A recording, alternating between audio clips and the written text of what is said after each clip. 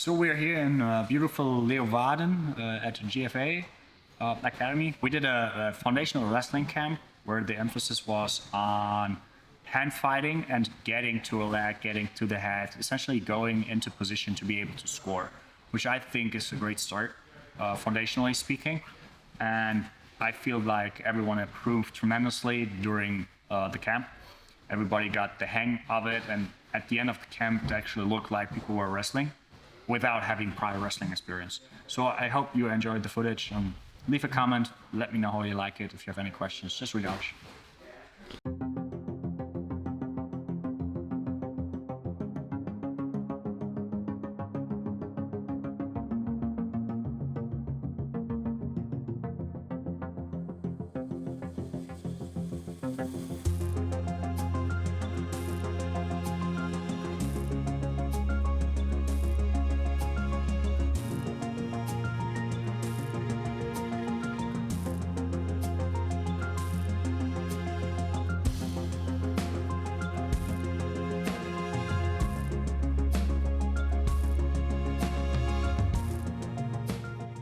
So thank you very much for coming and for inviting me.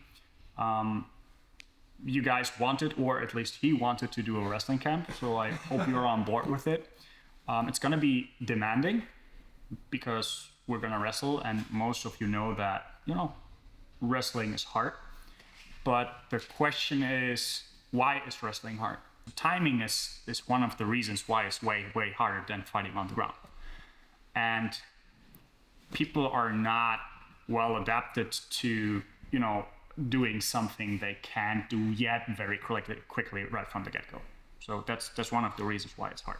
And because it's so dynamic, it gets very physical very fast. So now the next question is, why is wrestling important? And there aren't many things that teach you good structure, good base, as well as wrestling does. Right? So wrestling makes everything better. Doesn't matter if it's your guard play, if it's your passing, everything gets easier if you also can wrestle. Have you tried sweeping a wrestler? It's not easy, right? So if we just do takedown finishes and you'll never end up there, you're not going to be able to practice it. But if we practice how to get there and you get there all the time, then you can practice actually putting people to the floor, right? And I think, and that's my personal opinion, the opinions vary, but I think the hand fighting portion is way more important than the actual takedowns. And I hope that at the end of the camp, you guys will agree with me.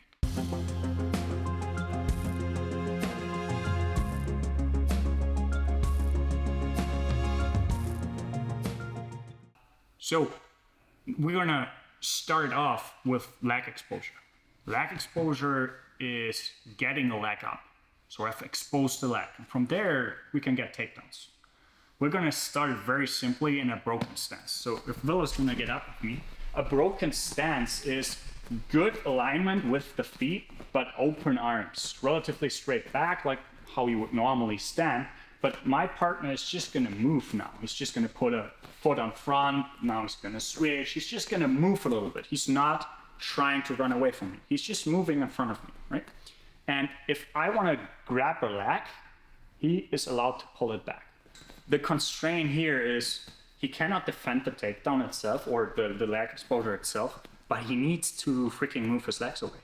He cannot give me the legs. He's not supposed to run away, but he's supposed to get his legs away. So if he does it again, I'm gonna move, I'm gonna try to get the legs away.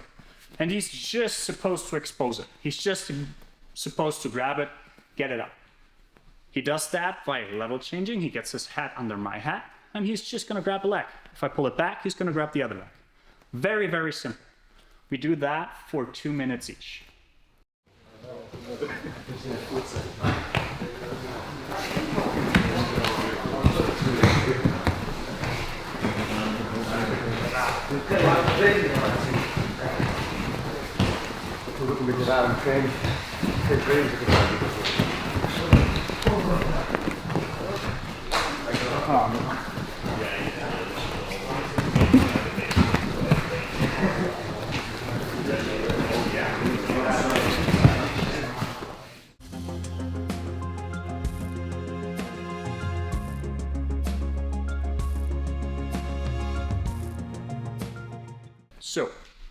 what did you need to beat to get to the leg?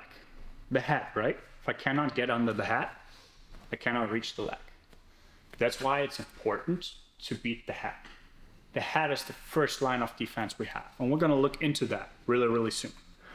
But before we try to beat the head, we need to get angle, or we need to be proficient with angle. Because there's 3 neutral head positions we have. We're neutral and we don't have contact. We're head to head and we're ear to ear. As long as the angles are the same, those are neutral positions. I don't want to be neutral. I want to have an angle, right? So I always try to get an angle on his head. It will make everything easier, offensively and defensively. If your head position is off, you need to fix it as soon as possible. That's why we need to be able to head pummel. So head pummeling is getting head position, right? So what we constantly try to do is get an angle on the head. So if we are forehead to forehead, this is neutral. This is not neutral anymore, right? If we're ear to ear, this is neutral. This is not neutral anymore. So I always try to find an angle with my head. And he wants to do the same. Then there comes a point where I've lost my head angle and I cannot get it back by circling, because he's going to circle in a smaller angle than I am. So if he has head position here and I try to circle, he's just going to turn. It's going to be really, really hard to get the angle back. That's why we need the head pummel. We need to bring the head under to switch sides and get our angle back. Just be aware of headbutts, okay? You don't want to lose contact and headbutt your partner in the face, at the beginning at least, right? So if he gets angle, I need to level change a little bit and get my head back into place, and he can do the same thing, get his head back into place, right? And if he can get an angle right off of the head pummel, even better, but at least get back to neutral. So what we're going to do is we're going to start with contact, forehead to forehead, and we want to get an angle. If we scoot ear to ear, that's totally fine, but we want to get an angle. And now I've out-angled him. Now he needs to head pummel. He needs to come under. Now he has an angle. I need to try to get it back. If I can't, I head pummel, right? If we lose contact, slowly go back into contact, right? We don't want to headbutt, right? You've all seen the wrestlers with all the cuts. That's true, right? They're going to head block, right? So don't muscle it, play with it. Otherwise, every one of you will have marks on the forehead tomorrow, which I don't have a problem with, but it's going to be unpleasant for you guys. So, play around with it a little. You don't need to muscle it, but always try to head pummel. Okay, we're just going to do it for 2 minutes. It's very important, and it will, serve you well for the rest of your wrestling life. 1, 2.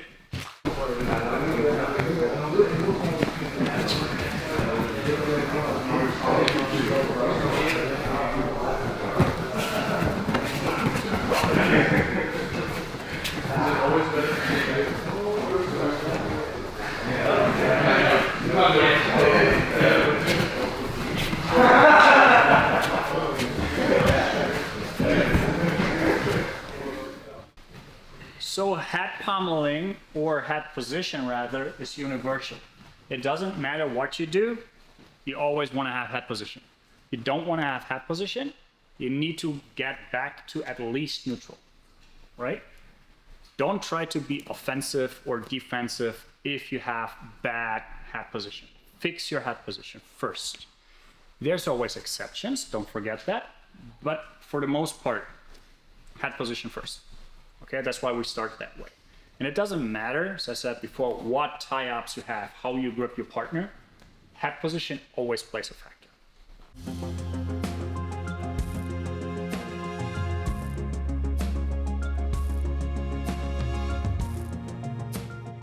So now we said the first line of defense is the head. Because he cannot beat my head, he cannot reach my legs. But we need to be able to use that and head block. So as long as you can keep the same head level, he will not be able to easily reach my legs. So the play that we're going to do now is we're going to start ear to ear, not because it doesn't work head to head, but because it's a little bit safer, because it's more cushion and you're not going to bump forehead to forehead all the time. Because if you disconnect and bump, you're going to get bruised up, maybe you get cut, maybe, one person has the head up a little too high and eats it on the nose or in the eye or stuff like that. So we don't want that. If you're a little more advanced, you can play that game forehead to forehead. But for now, we're gonna play ear to ear, right? And all Willem wants to do is level change, get under my leg and grab a leg. Go, go, go. Yeah. That's what he wants to do, right? My objective is to just keep my head in between us. Start slow and pick up the pace if you're not comfortable with it, right? So when you are here, if he's level changing, if he's going, I'm just gonna block him up, block him up. Ah, he beat me, right? You're allowed to post your hands on the floor, right? Because we don't want you to fall on your face. It's funny for me, it's bad for you, right? So you can post, right? But you cannot use your hands defensively for any other purpose. Does that make sense for you guys? So we're gonna play that 1.5 minutes each, and then 1.5 minutes both. So both are allowed to go for the legs. And the first part, only one of us is allowed to go for the legs. It's very simple. Everybody got it? 1, 2.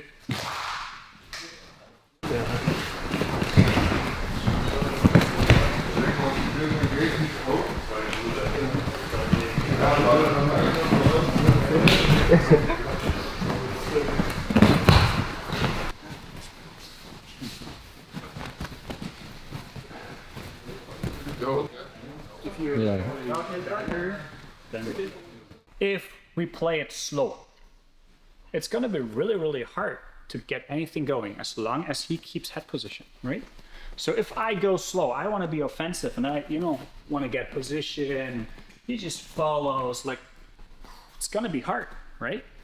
So now the question is, how am I going to be able to beat the head? Any suggestions? Fake. Faking. You need to start faking, right? So he needs to have head level, right? So if I go down, he goes down. If I come up, he comes up, and that's how I can beat the head, right? Offensively as well as defensively. That was offensively. Defensively, it's the same thing. If he tries to get my legs and I'm gonna head block him and I stay low while he comes back up, I have my defensive reshots. That's how you can still beat the head, even though you're only neutral and can't get head angle. Offensively means I'm faking, and I'm offensively reshooting. Defensively, I'm reshooting off of my head block. Does that make sense for you guys? So offensively was I fake, he comes down, I come back up, and I come get that, just come back down, right? You can do that quicker. A fake is quick normally. I'm just gonna pretend like that's not. So if he goes in for the shoot, right? Go, go, go, go, go. He comes back up and I stay where I am. I get back into my defensive reshot. Both are reshots, right? I can do a real shot, but if you're not comfortable going to the knees, you can just leave that out. Right? It's just penetration, steps, and level changes. And you do that offensively right after each other or defensively right after each other. 1.5 minutes. Try to get for reshots. Don't go speed, okay? Go slow and pick it up if it works well. 1, 2.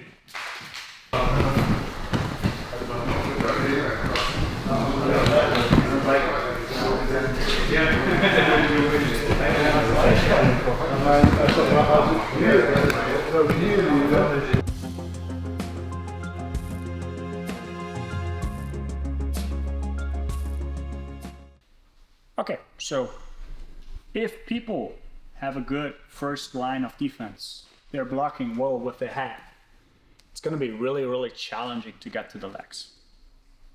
The question is, what is the solution?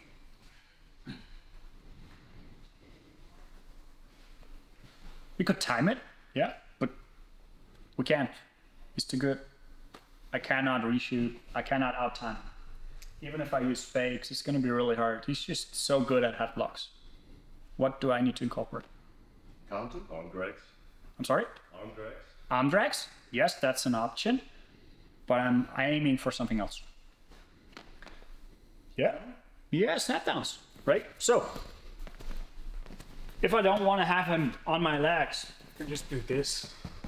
He's never going to get there. But is that a good idea? Of course not.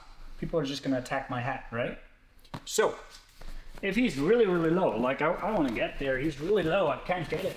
I'm just gonna pull the hat, get the hands on the mat, get to a fun headlock or double armpit situation. And from there, we can, again, score or switch to our front headlock submission systems, if that's what you're trying to do. But it's the first, and at the beginning, probably the most important dilemma when it comes to getting to the leg, is incorporating snaps. So what we're gonna do now is the same thing as we did before. We wanna get to our leg. And if he's too low, I'm allowed to pull his head down. So when we hear him snap him down, he's just gonna circle and come back up. If I cannot get him, I've got the head exposed for a second, but I couldn't get a hold of it. The play goes on, right? So don't just get your hands on the mat and do nothing. Try to circle back up. It's way more realistic, right? Everybody clear on the rules? 1, 2.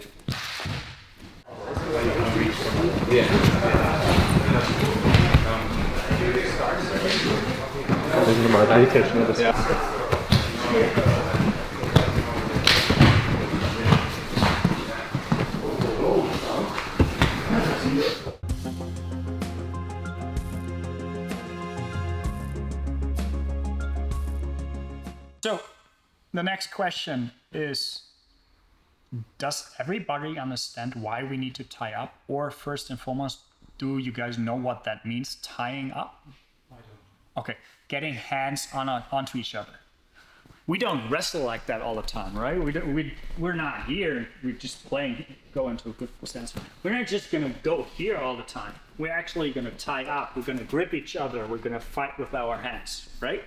That's what tying up means. So why do we tie up? Control. Control over what? Create angles.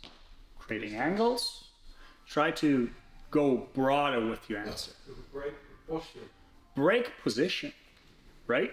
If he has a good position, it's going to be hard to attack him. I need to be able to break his position, right? And there's one more thing. If I can anchor myself to him, it's going to be harder for him to break my position. What do I mean by that? You all know the position. Both of us are gonna get a collar tie. We're not gonna get snapped anywhere because we're connected, right? I build structure by connecting to him. And I can use that connection to break his position, to get his head down, to get his head up, to get his arms out of the way, right? That's why we tie up. And the next line of defense after the head is the arms, right? If I can't keep the arms in between, it's going to be hard to attack, but we'll come to that. But those are all reasons why we actually tie up. So usually the tie that most wrestlers learn at the beginning or learn first are inside and outside ties. And we're just going to do the same. So an inside tie is a grip on the inside. An outside tie is a grip on the outside. That's what we're gonna have. Inside tie, outside tie. Some say inside bicep tie, outside elbow tie, because there's different kinds of inside and outside ties. But if we refer to an inside and an outside tie, that's what we mean most of the time, right? So I'm completely on the inside. I have flared my arms around. We're head to head. That's my starting point. And my partner is loose. It's very easy, very loose. We're not gonna force this, okay? We're not gonna be rigid. And now all I want to do is break his position, make him step, right? Because we wanna get to the leg or get to the head again. That's all we want, right? Later, we learn how to get to the back, maybe expose the center line, expose the front and rear body locks. We'll get to that. But we've dealt with getting head position or head control, head exposure, and leg exposure. So all we're gonna do now is starting to move our partner. He's not allowed to do anything unless he's blocking with the head, unless he's pulling legs back. It's the same thing. He's not allowed to do anything else. Head block and pulling legs back. And I wanna get leg or head exposure. and play that game by breaking his position first. And we're gonna go into tactics and everything else after, okay? But play around with it. He's not allowed to pummel, he's not allowed to do anything else. Block with the head, move legs back. You stay on the inside, he stays on the outside, and you're loose. 2 minutes each. You got it? 1, 2.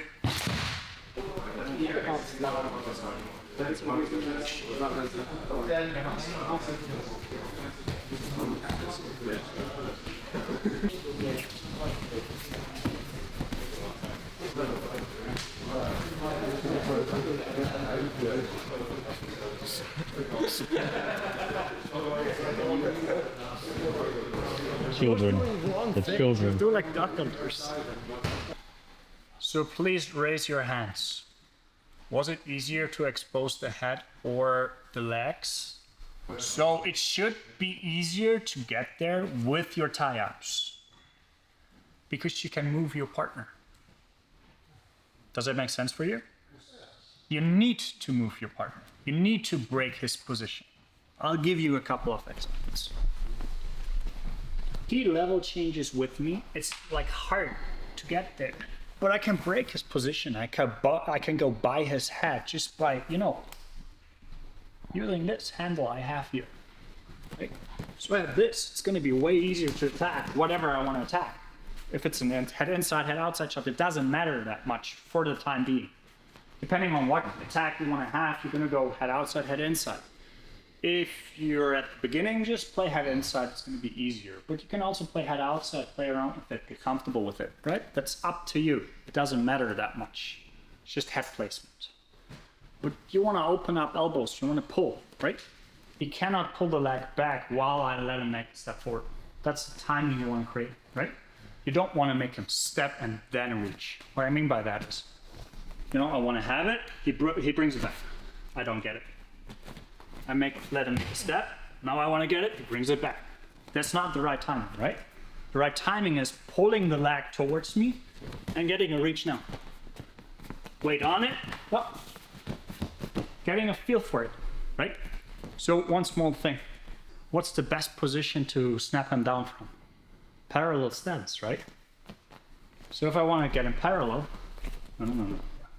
I weight this one. Because this will happen to you.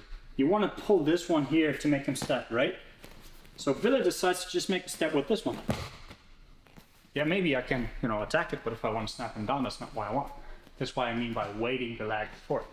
So I'm going to weight this leg forward. I'm going to pull body weight onto it. Now it's going to be easy. Now I can snap. Does that make sense for you guys? Mm-hmm. So if you don't want him to step with a certain leg, weight it. And move the other way to get the leg that you want to get. We'll want to grab the leg, he pulls it back, I'm going to snap. I'm going to snap, he comes back up, I'm going to get the leg. If I can't get him parallel, I'm going to snap. If he puts the leg forward, I'm going to get the leg. It's not a one-way street. Use both. Does that make sense for you guys? Exact same round. 1 minute, 1 minute, 1 minute. Right? Keep it playful again. But don't forget, he wants to head block, and he wants to pull legs back. And he doesn't want to get pulled into a front headlock. He needs to post, right? See, because you were going slow, you got the time. Here we go.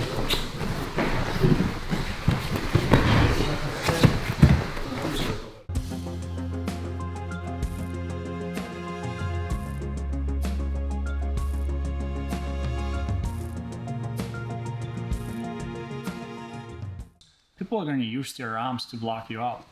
Use thumb posts, right? Bring the thumb in from the outside or the inside and not let you get under them, right? You can beat the head, but you cannot beat the hands. What I mean by that is follow. So if I have a tie up here, right? I have connection.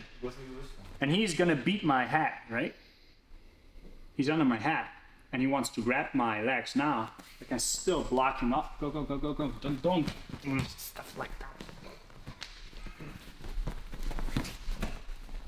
Right? You can just thumb block him. And I can also do that from the outside, right? My partner's on the inside, and you just can thumb block.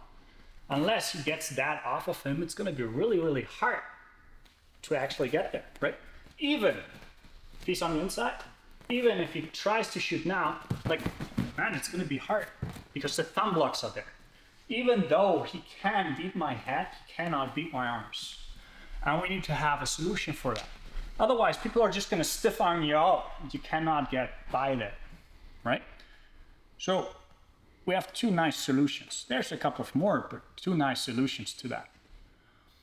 We can snap or post the thumb block. What I mean by that is, if I'm on the inside and he thumb blocks me out, I can either go post, or I can go to the outside and snap, right? One is a little closer when I'm on the inside, one is a little bit closer when I'm on the outside. If I'm on the outside and he thumb blocks me, right? Snap is there. If I'm on the inside, I would need to come to the outside to snap it, which is not wrong, it's just longer. I can post. Level change, come under. So that's how you beat thumb blocks. So this is very, very timing dependent. It's simple, but it's not easy by any stretch of the imagination. That's why we will scale it a little bit. So what you do first is we're just gonna post with one arm without being tied up, and you're just gonna snap it or post it to get to a leg, right? So what I mean by that is I'm just gonna, you are in your stance, so don't do anything. I'm just gonna post you with one hand or the other, or with both. That's all I'm gonna do, and I'm gonna switch in between. I give him time, but I switch. I use this hand, I use this hand, I use both hands. And he's just supposed to post or snap the hand off to get to a leg. I'm relatively upright. I'm not supposed to do head blocks or anything that we've been doing before. I just use my arms, and I just alternate, right? So we are moving, we're just blocking here. If he doesn't do anything, I switch. And now we wanna go into the legs, right? Did you notice the mistake? Where did you go thumb block? Where did you go thumb block? Is that a good position? No. Where do you want to be? Why above the elbow? Because otherwise it can bend. Right? Yeah. Above the elbow. That doesn't mean it doesn't work sometimes if you're below the elbow. But if you want to, you say go above the elbow. So you want to be here, not there, right? There you go. So now get the leg, right? Now go for the snap. Go for a leg.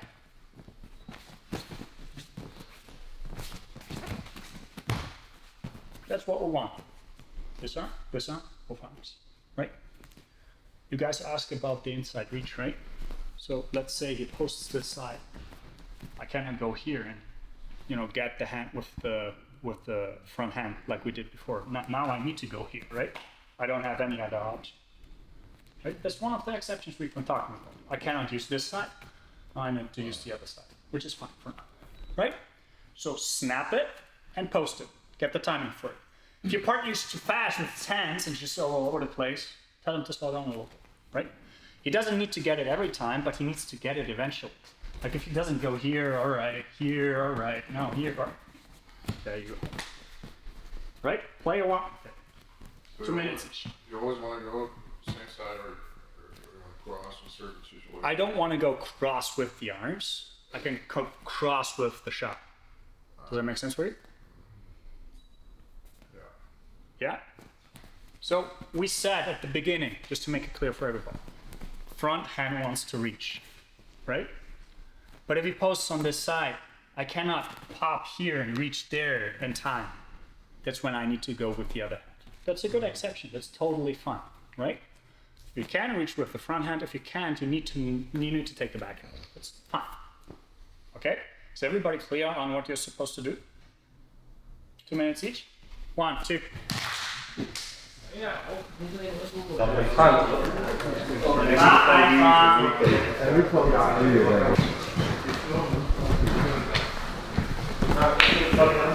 Level change with the snap.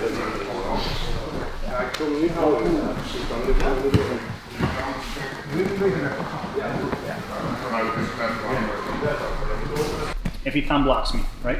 And I want to snap this. If I go here, I'm not going to do anything, right? I've just invited him, right? So the most important thing is not moving back, it's actually level changing, right? Because when I'm here and I level change, that makes it everything easier, right? So the most important motion is not moving back, it's the level change itself. So I level change and snap at the same time. But sometimes I still, when I'm very, very close and I'm pushing in, sometimes that's not enough. And then I need to move back a little just with the back leg, and then I can repenetrate again. But you don't want to move back so far that you cannot reattack. It's just a slight movement. You need to get a feel of how far you need to move to be able to snap it off. And sometimes you don't need to move back at all. The level change is sufficient, right? Are you always committed to like snapping or pushing upward, or are you doing like left to snap and on the other hand you push it up? Is there a situation where you would do that, or would it just imbalance you? No, it's very dependent on how you want to approach things. So some people rarely post, they snap most of the time. Some people snap rarely, but post most of the time. So some people prefer that method or this method, but it's always good if you have both in the pocket because it's different directions, right? Let's say you would want to combine it. Let's say we're here, and I snap it off and he puts it back on. That's the best time, to actually post it off. Because the best time to post an elbow is while people reach, not when they're already there. But that's harder, right? Because it's super timing dependent and you need to practice that a lot, right? So sometimes I want to pop it and I feel like I can. I'm going to snap it. So you will use both methods, but you will also, like one better than the other. Maybe on this side you do the post and on the other side you like to snap. So that's very dependent on how you like to work. We're just gonna tie up again. I have outside ties, like thumb blocks. My partner tries to get my legs. And I'm just gonna block him up. Just gonna block him up. Ah, now he beat me. Right? Just gonna block him up. And after a minute, you go inside. And you thumb block from the inside. Now your partner wants to try to get it. Right? Go, go, go, go, go, go. Ah, you pummel. Right? So 1 minute from the outside thumb block, 1 minute from the inside. Then it's your partner's turn. He wants to get to the legs without posting, without snapping. He's not allowed to do that. We're going to do that later. Okay? That's all we're going to do. Good? 1, 2.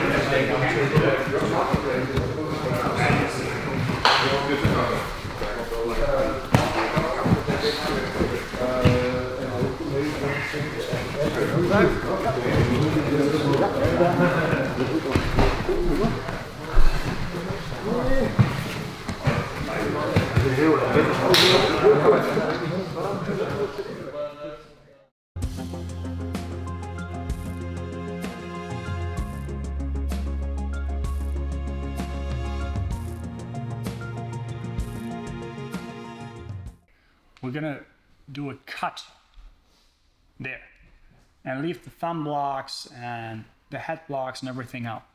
And we're just gonna start pummeling, okay? We talked about inside and outside position a little bit. We started on inside ties, we have outside ties, right? So we can argue about which one is the better tie. There's advantages and disadvantages to inside and outside position, right? And it also has something to do in how you're built, right? If you have Alex over there, like he's gonna be an inside tie guy. He's short, he's stocky, he's not very smart. He's gonna be inside tie all day, right? But if you have lanky guys, it's harder to occupy inside space all the time because there's just more space to get back on the inside. But for the beginning, for most people, learning to be on the inside is a good thing. It just has something to do with levers, right? If you're on the inside, you can move people better. We're gonna start ear to ear. Don't go head to head. There's so much space involved, okay? It's not wrong, but start ear to ear again. And all I wanna do is have one inside and one outside tie, right? And now we're just moving each other, and we both want to be on the inside and occupy inside space. Don't let them go to the inside. Just moving, getting to the inside space. That's all we want from them. It's a constant battle. If you're there, use head pummeling as well, right? But if that's too much for the beginning, just pummel to the inside, right? One at a time, not both. Good. 1, 2.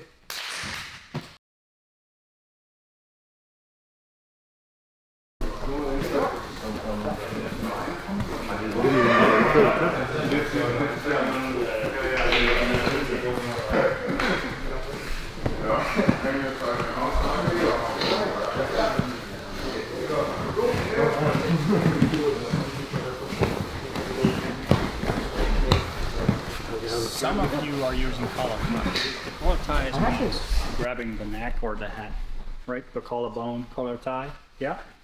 We don't want to do that now. Okay, there's a couple of reasons for that. And we're gonna go into all of those reasons later. Don't use collar ties yet. Okay, just inside and outside ties. So now, we use them relatively cosmetically. That means we're just pummeling for inside position. But if someone's really controlling the tie, you need regulated tension. What that means is, if I'm on the inside and just we're here, like I don't have anything, right? I'm gonna pull him into me, right? Now, do you see how weak his grip is? Now I control the tie.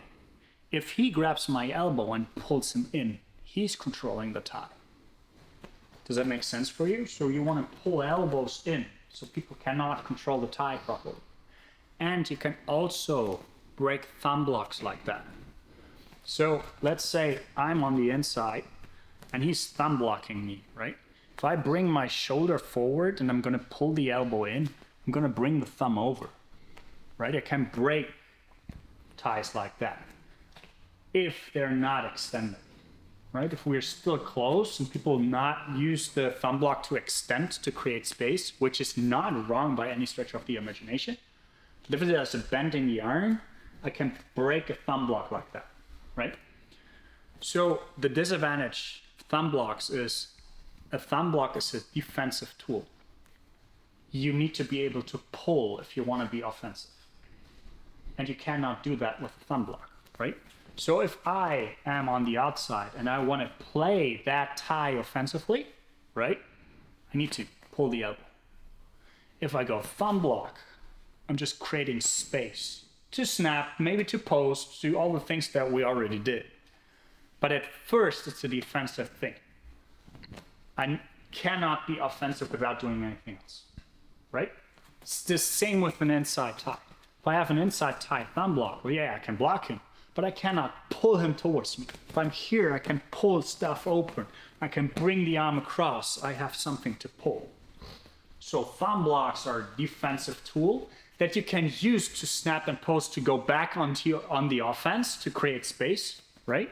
It's not only a defensive tool, but you have extra work to do. And maybe we'll do that later, okay? So now I want to play inside and outside ties, but I want to control the tie, pummel, control the tie, pummel. And not just playing pummel, pummel, pummel. I really want to get control over the tie. Use regulated tension to do that. Pull the elbow in, right? Is everybody clear on what regulated tension means? Regulated tension is the tension that you regulate and bring into your partner, right? You don't want to go hammock because it's demanding. You're going to run out of gas quickly. But you don't want to be too loose and don't have control. This with everything we do in Jiu-Jitsu, right? If you have a side control and you just hold it cosmetically, people are going to escape. You need to close in your elbow. You need to, bring tension into your partner, right? Use tension. There's hence the term regulated tension. It's the same here. We use regulated tension, but we don't go hammock and tense up and not be able to move. That's not what we're trying to do. So again, 2 minutes, just inside and outside thigh pummeling, but I'm trying to pull elbows in. I'm trying to control the thigh, okay? Without forcing it too much. Everybody clear on what you're supposed to do? I got a question. Yeah. So you want to pull the thigh both on the inside and on the outside space? Yeah. Yeah, it's the same principle. If I'm on the outside, I want to, sorry. I want to bring this in, right? If I'm on the inside, I want to bring this in, right? It's the same principle. Good. 1, 2.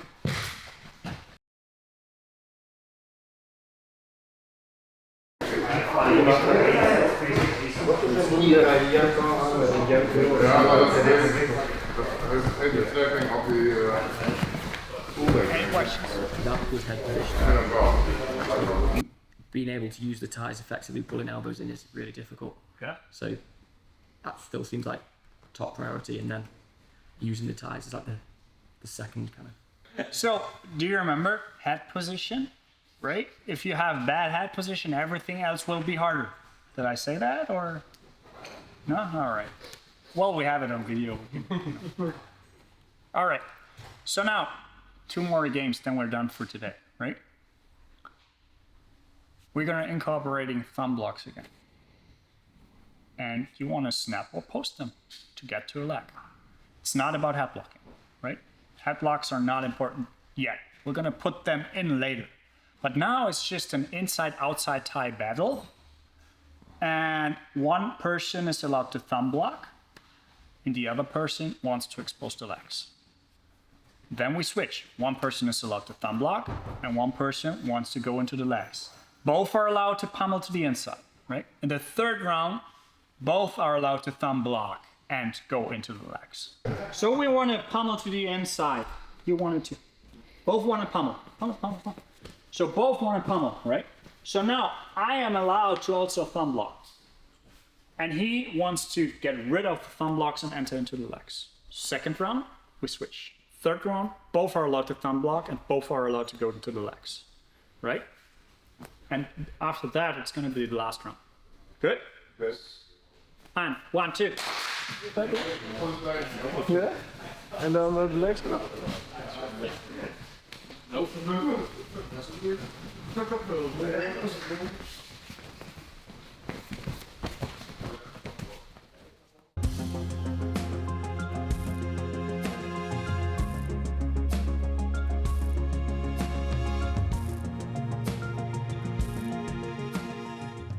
Okay, last round, I promise, and then you're off the hook.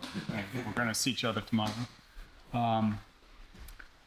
Now, we're going to integrate everything else, right? So we want to head block.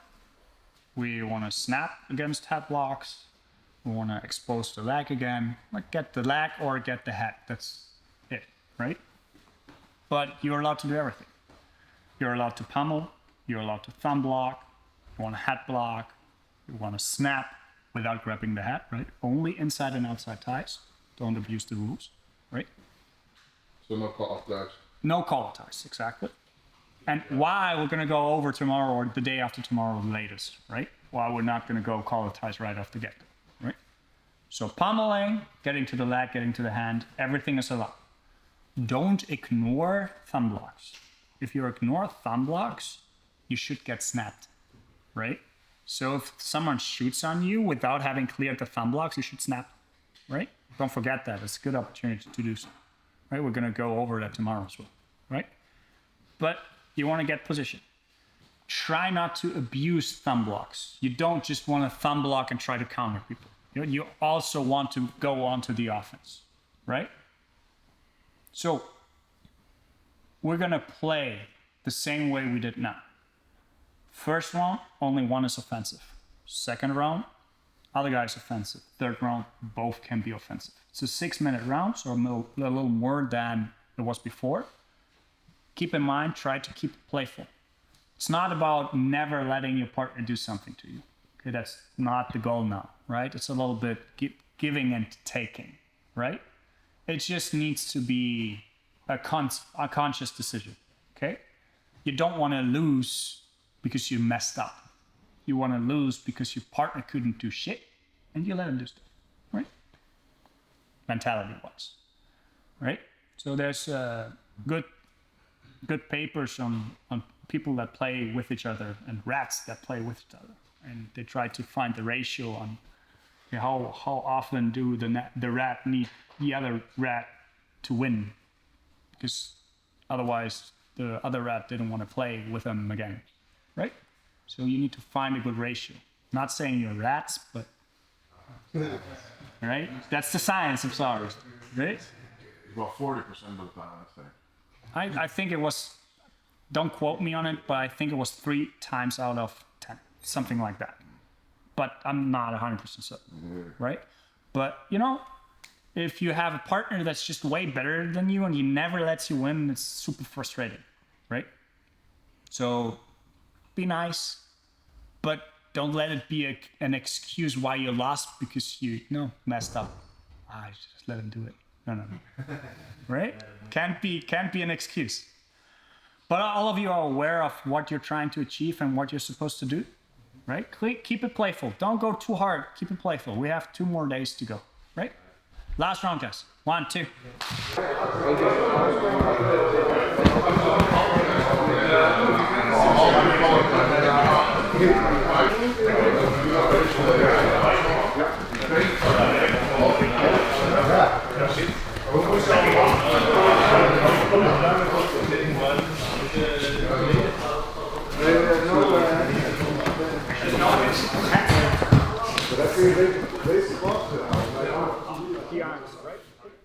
So, I'm looking forward to seeing you tomorrow.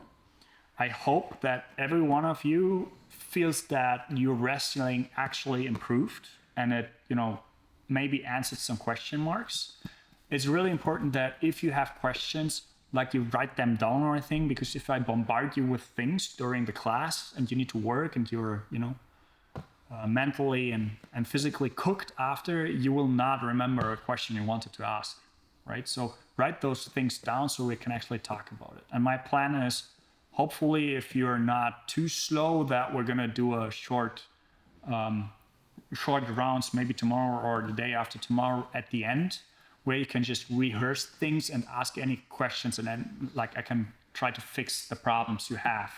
You can just decide on what you want to work on. So I'm planning on doing that. For that, it would be great if you have some things in mind that are problematic that we can work on. If not, then, lost opportunity on your part. It's not my fault then. Right? So, but if you don't feel like your wrestling actually improved, that's an issue, then come talk to me. Be blunt about it, be honest about it. Then we're going to try to fix things. Okay? Thank you very much, guys.